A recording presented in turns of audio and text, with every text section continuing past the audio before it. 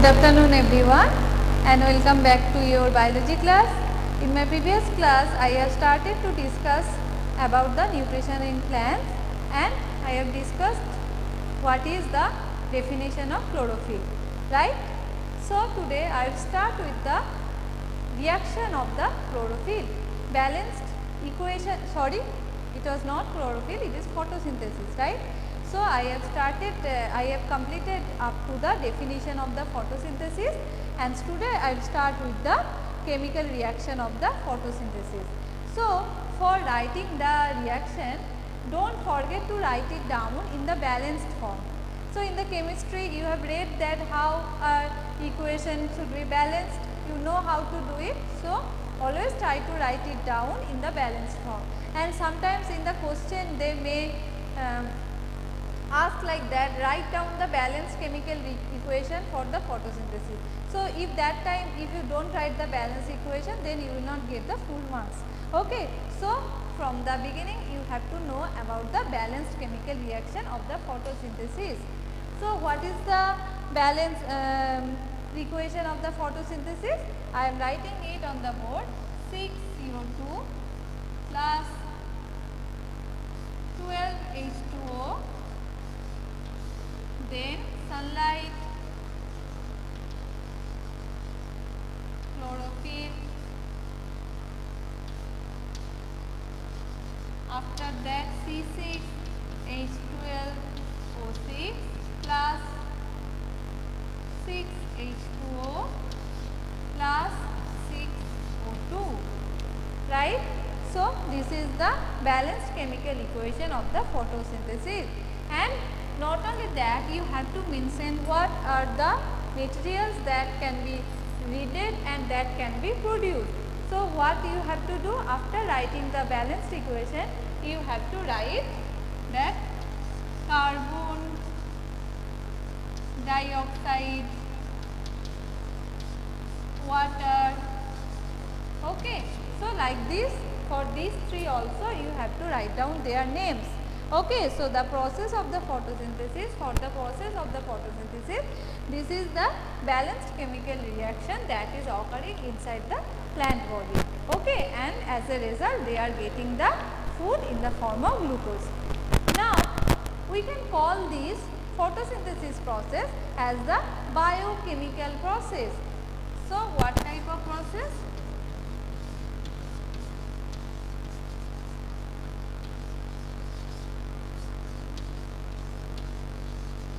Photosynthesis is also called as biochemical process. So what is the meaning of biochemical process? So when any chemical reaction is occurring inside the living body, that time it is called as biochemical process. So here we are using the term bio, so you know where this bio term can be used. So photosynthesis can be considered as biochemical process because this chemical process is occurring inside the living plant body. Plants are living, it is occurring inside the living body. So you can call that photosynthesis is a biochemical process. Okay.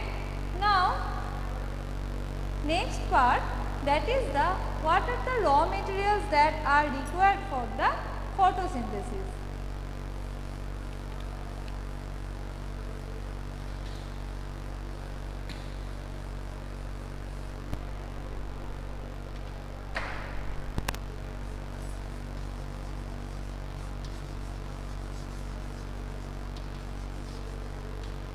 Raw materials for the photosynthesis.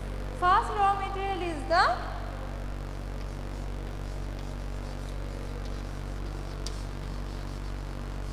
chlorophyll, after that carbon dioxide, after that water, and at last sunlight. Okay. So what are the different raw materials? First one we will say about the chlorophyll, after that carbon dioxide, after that water, and at the end sunlight. So you have to know all about all this in detail form. So I will discuss one by one.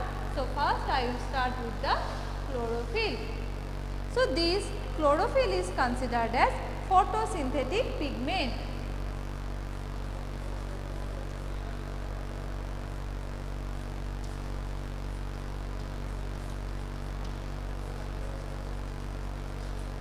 So who are called as photosynthetic pigments? So pigments means some molecules, so some granules which are present and taking main role in the process of photosynthesis. So the pigments which are taking role in the process of photosynthesis, these are called as photosynthetic pigments. So under these photosynthetic pigments we will get different type of pigments, not only chlorophyll. Besides the chlorophyll, any other types of photosynthetic pigments are also present in plants. So chlorophyll is the first one. So what are the photosynthetic pigments can be found? First one is chlorophyll. And what is the color of the chlorophyll? It is green. Next can be found, that is carotene. What is the color of it? Orange. And third important is xanthophylls. And the color is yellow. Okay, these are the different photosynthetic pigments that can be found in plants. Okay, with different colors. So first one is the chlorophyll, which is green in color. Second one is carotene, that is because only they will reflect the green color, they will absorb that other colors. So leaf actually appears the green in color. Okay, as leaves absorb red, blue these colors, but reflects only green color. That is why always we can see the leaves as green color. Clear? So now come to the next part, previous one, that is these three are the photosynthetic pigment. Chlorophyll is green in color, carotene is orange in color, xanthophylls is yellow in color. You can see this color different photosynthetic pigment by a experiment, that is with the help of chromatography paper. Okay, when you will be in the class 12, I will show you how you can differentiate those pigments. Okay, you will get different bands for the different pigments. So these two, again this carotene and xanthophylls are called as carotenoids. Carotenoids. Their general term is carotenoids. That means this carotene and xanthophylls togetherly called as carotenoids. Among these three, this chlorophyll is called as main photosynthetic pigment. This chlorophyll is called as main photosynthetic pigment because it is playing the main role in the process of photosynthesis. And this carotene and xanthophylls are called as accessory photosynthetic pigments. Accessory photosynthetic pigments. Now you have to know about the functions of main photosynthetic pigments and accessory photosynthetic pigments, right?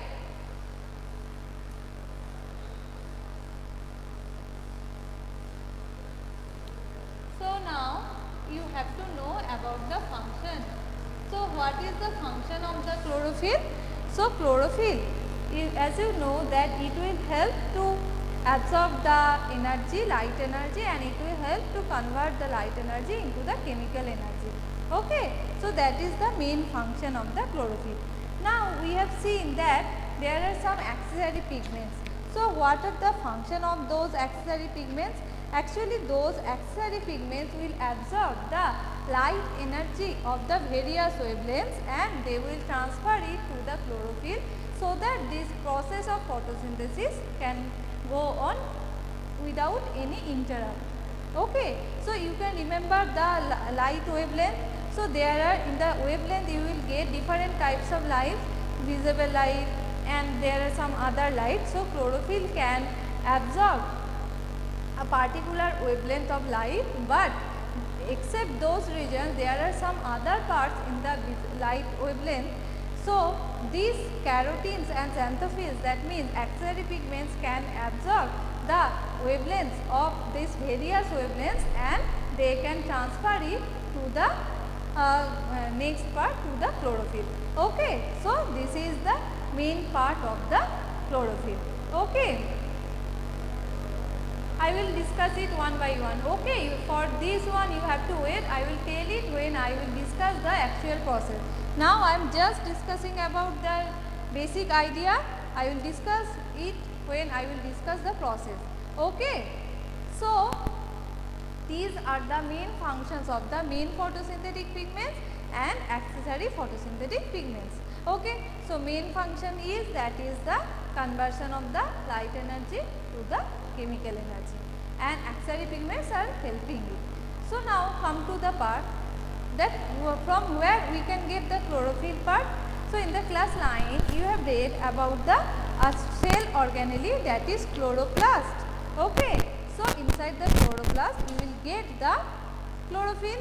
So how? Now if we see a cross section of the leaf, then we will get a clear idea.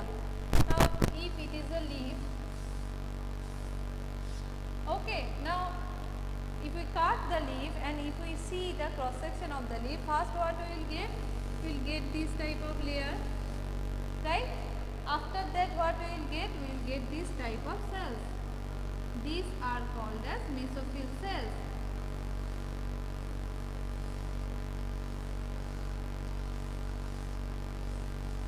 After that we will get this type of cells.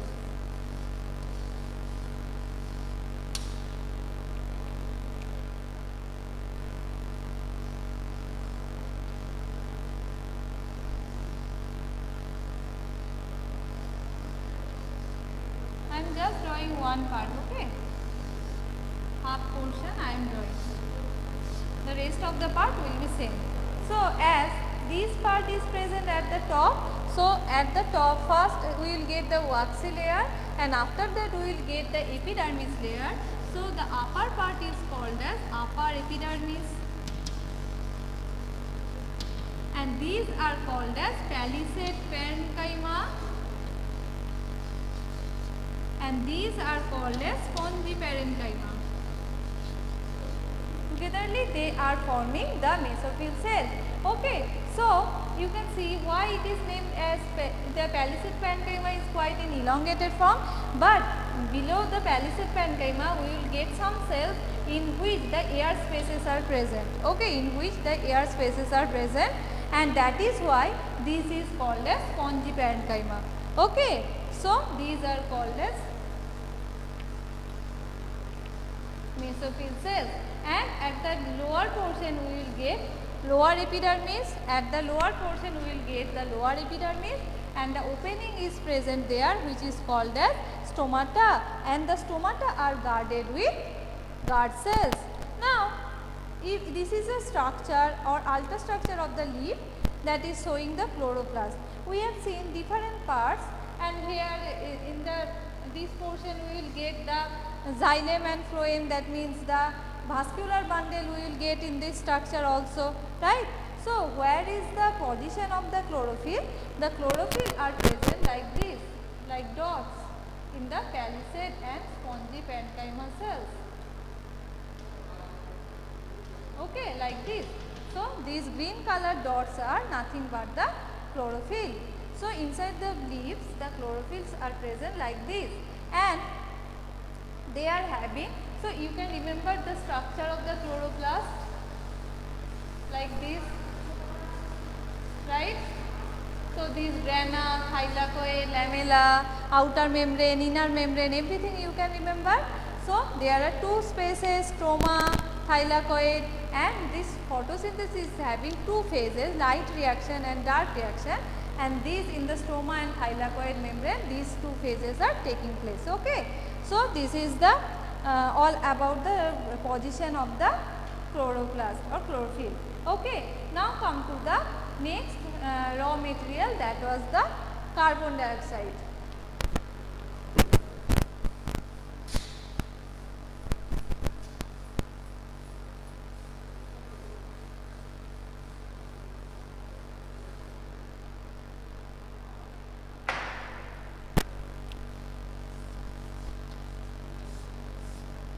Carbon dioxide is another important raw material for the photosynthesis. So from where they are getting the carbon dioxide, and as you know that plants are of generally maybe of two types, land plants and aquatic plants, right? So, land plants and aquatic plants. So, land plants will get the carbon dioxide from where? Land plants will get the carbon dioxide from the atmosphere. And the aquatic plants will get the carbon dioxide from the water, and in the water this carbon dioxide will be in the dissolved state, right? So, the land plants, particularly the land plant, will get the carbon dioxide from the atmosphere, but the aquatic plant will get the carbon dioxide which is in the dissolved condition. Okay. So, these are the different ways by which they are getting carbon dioxide, but by which part they are getting it? So, there are a large number of tiny pores called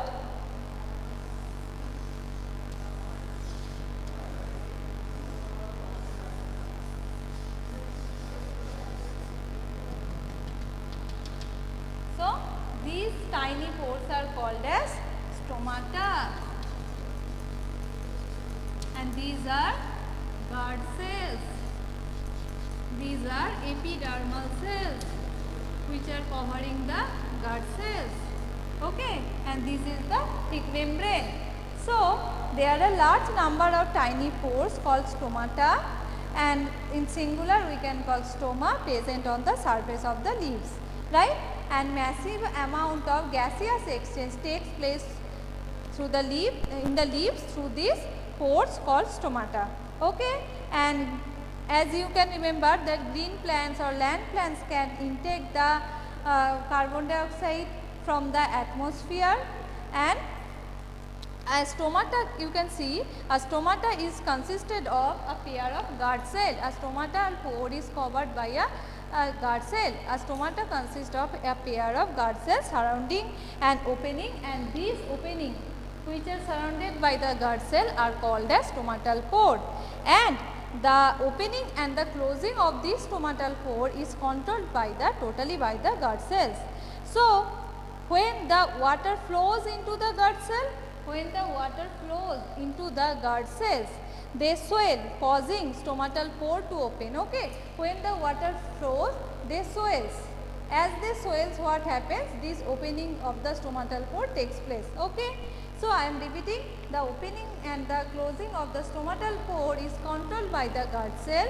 When the water flows into the guard cell, they swells, and during this stomatal pore open.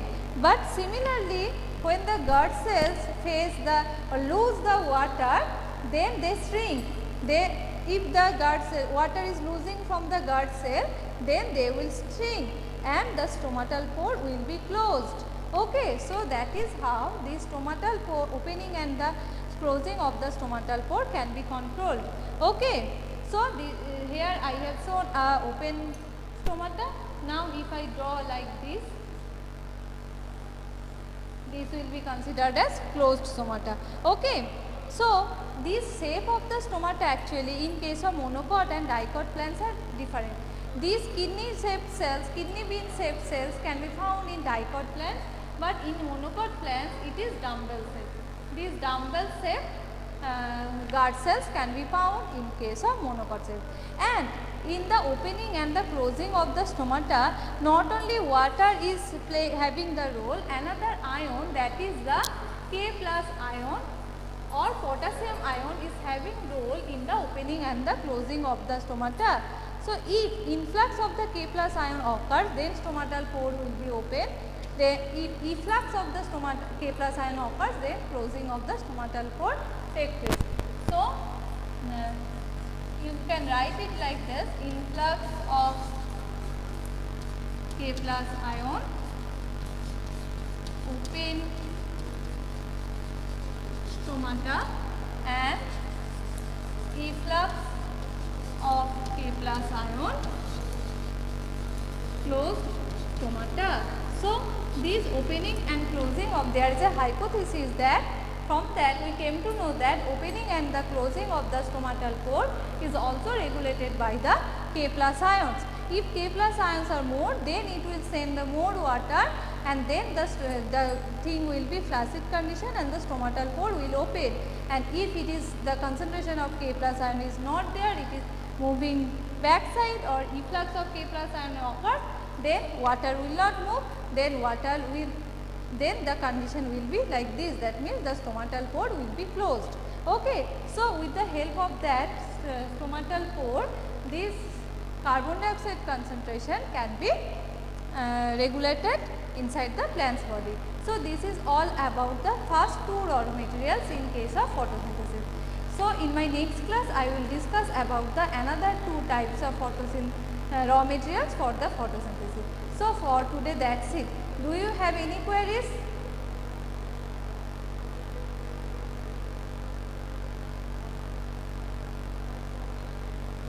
Okay. Okay, so thank you and bye bye everyone. Please write down your names and see you in my next class.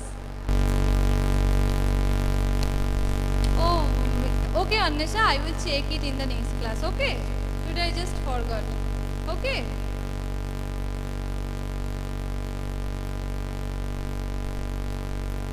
So please everyone write down your names. Thank you and bye bye.